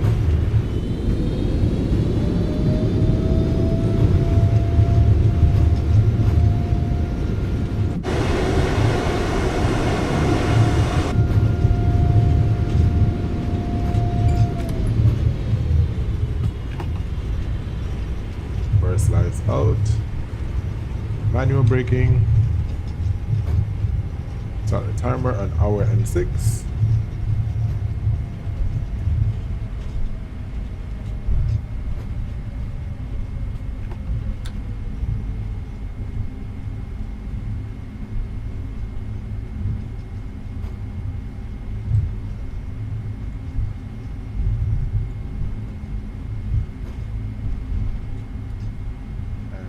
Cleared of the runway on November 3.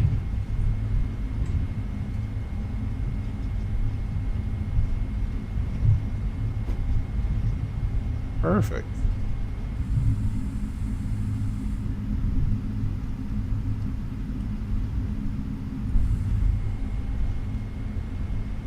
So we'll hang a left onto November and continue taxi.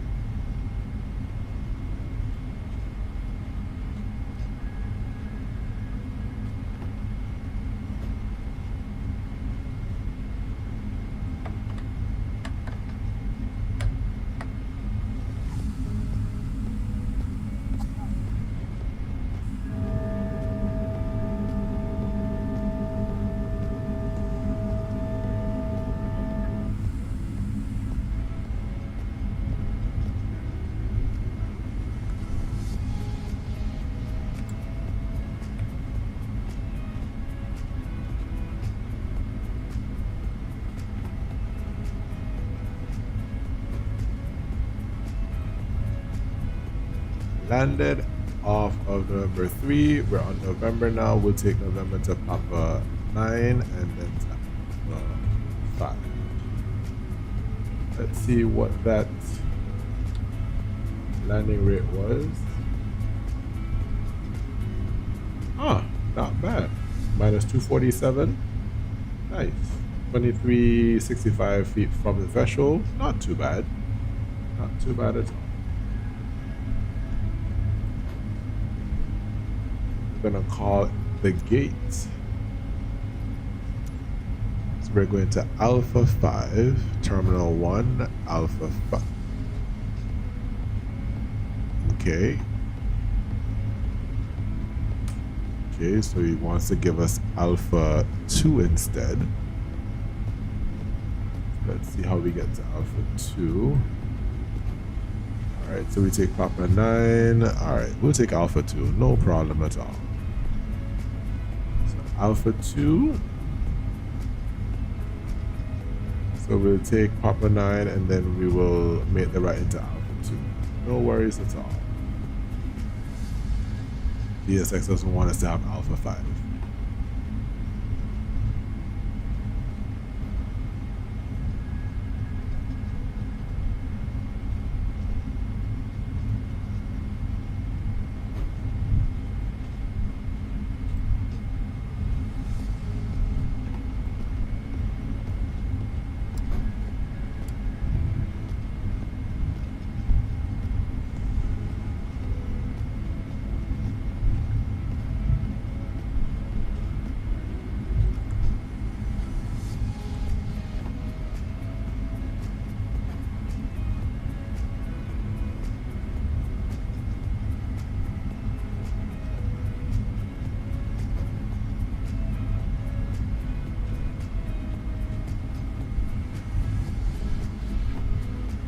Papa 8. Got the next one, which is Papa 9.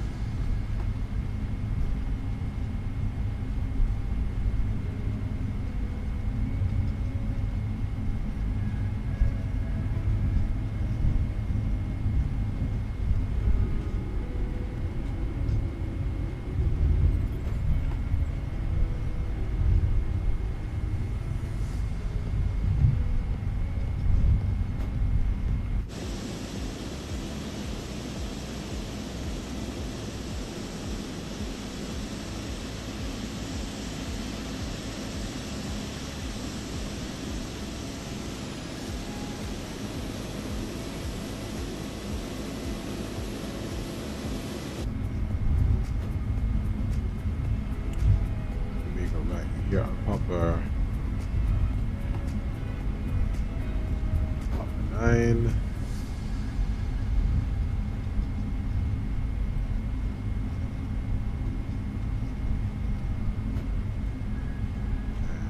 And it is up here. So this would have been Alpha 5, but they don't want us to go to Alpha 5 tonight. That's fine, we'll be obedient. We'll be very obedient. So we look on the ground for Alpha 4, Alpha 3, then Alpha 2.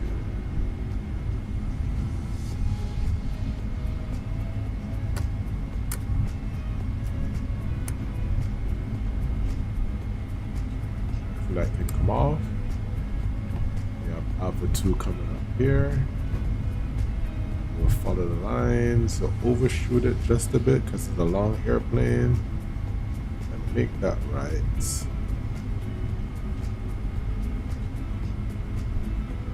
Slow down, overshoot yet again.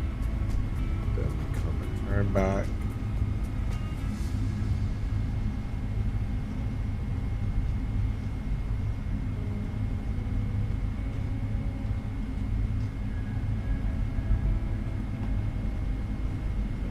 Follow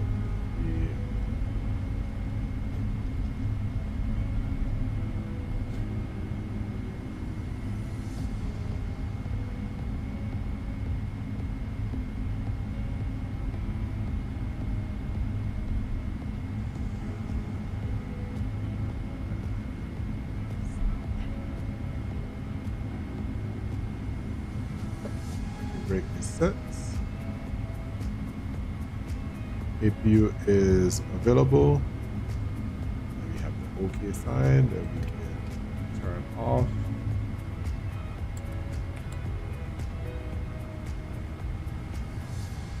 An hour and 23. Remember we said 1:38, so we got here with a few minutes to spare. So that is great.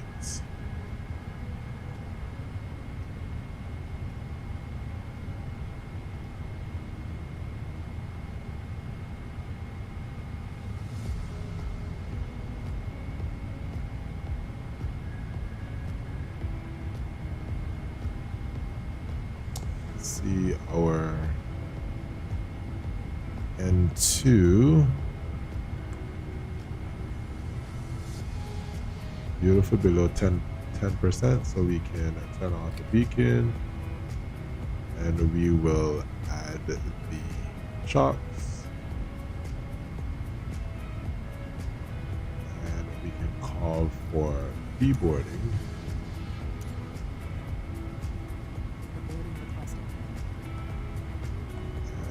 We'll run through the after landing checks.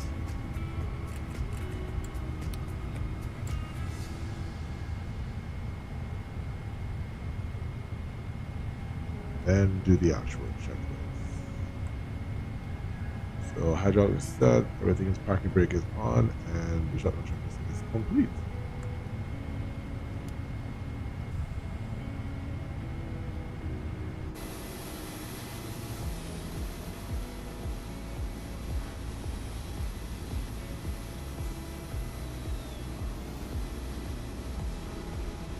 The door? No. I don't understand this. It is what it is.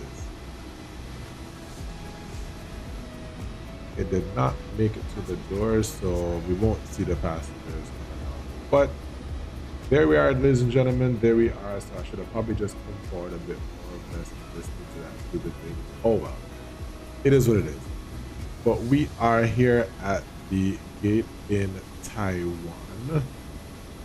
Our other pilot should be landing. Still a little ways out.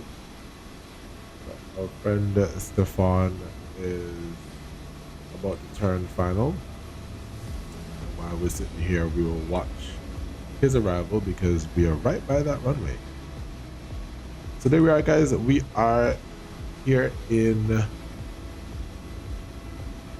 Taiwan. I do appreciate all of you who would have decided to grace me with your presence this evening. I know it has been a little bit since I've last done a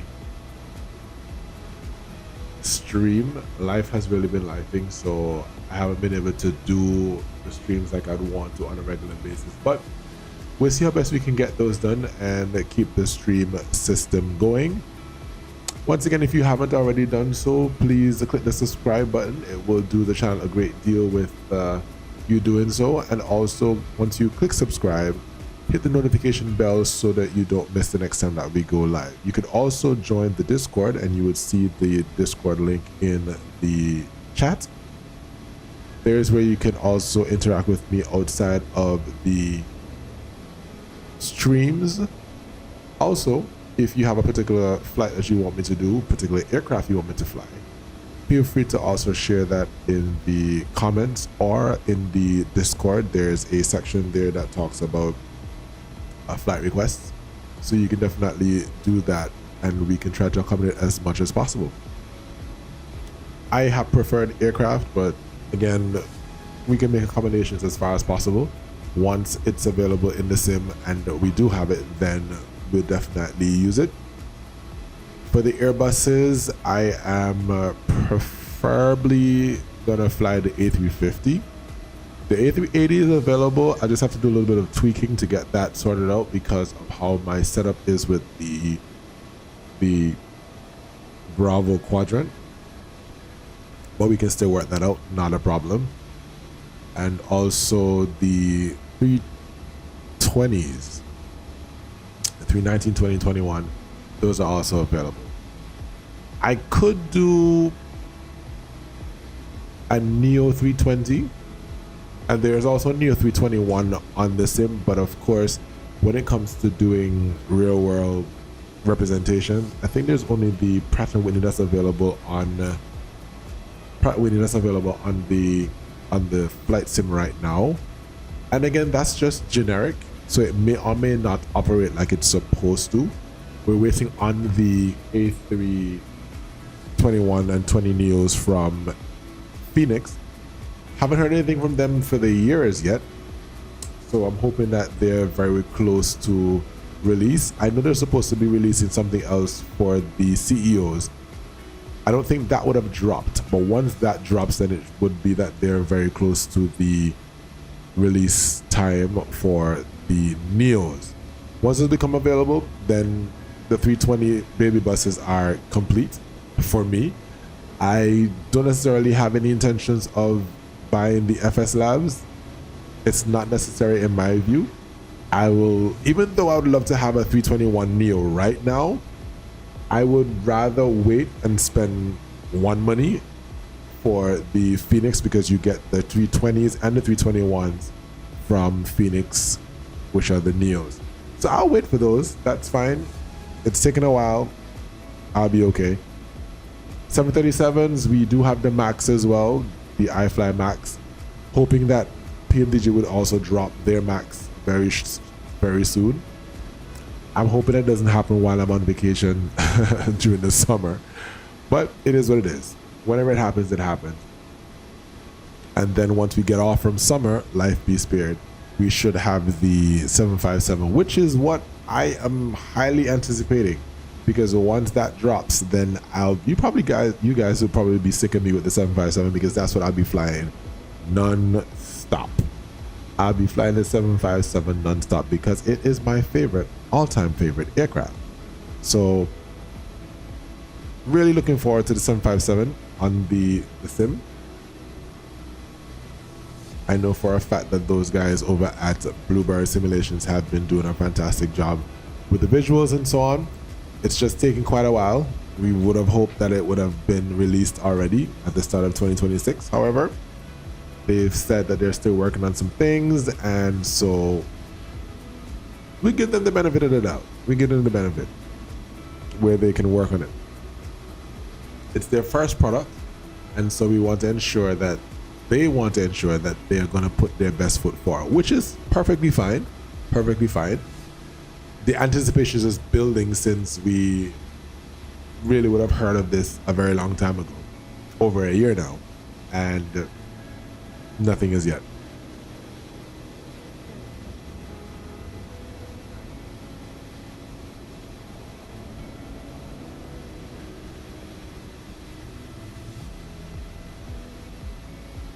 And there we go. We have our company Dynasty 21. We'll be able to see him shortly. Again, that's the end of the runway right there. So we'll be able to see him once he gets there. So we'll wait for him. While we're waiting there, let me close these doors.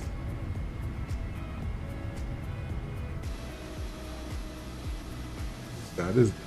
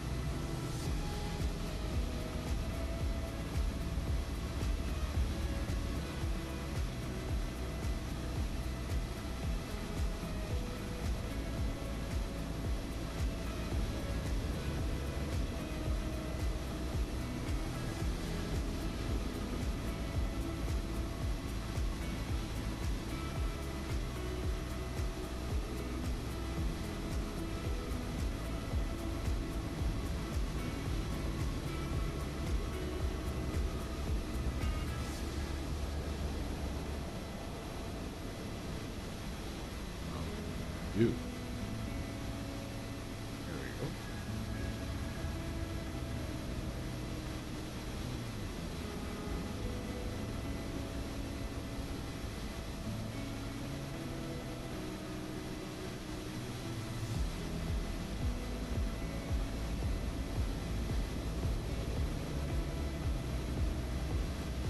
we go. $2,800 is where company is now at. So we will see him in about 1 minute.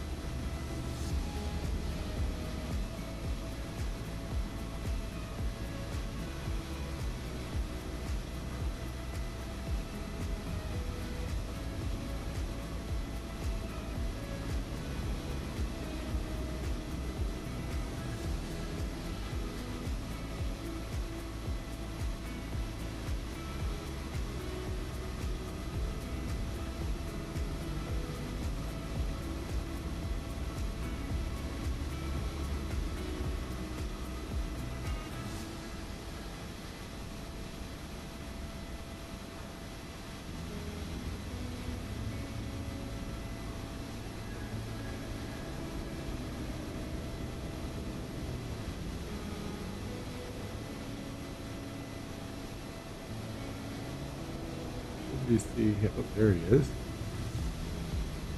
There he goes.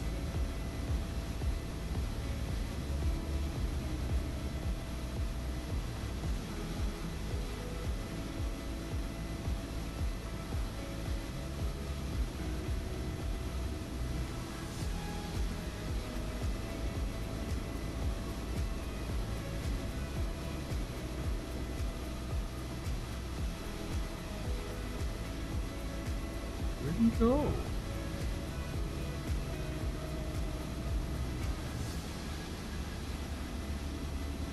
There we go. 787.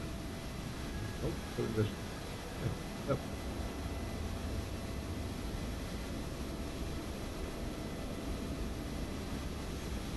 usually does it.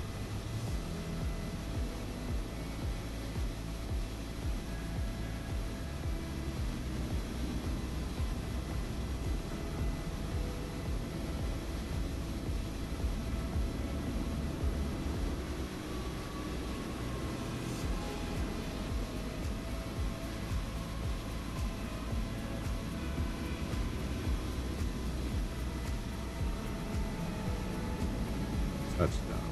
Ooh. I'm hoping that's smoother than it looked. And he has arrived, guys. The 787-10 coming in from Okinawa.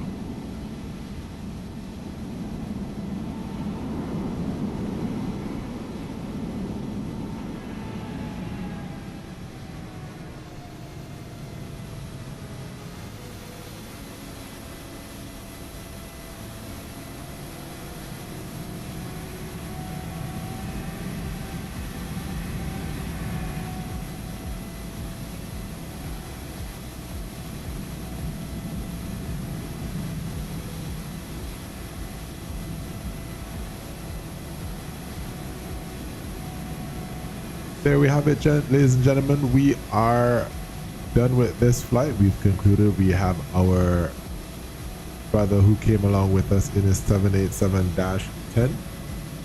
Thank you so much for joining on this flight. I hope that you have a good rest of the evening and rest of the week. And of course, please make sure that you have a fantastic rest of the week on purpose. Until the very next time that we see each other, take care and good night.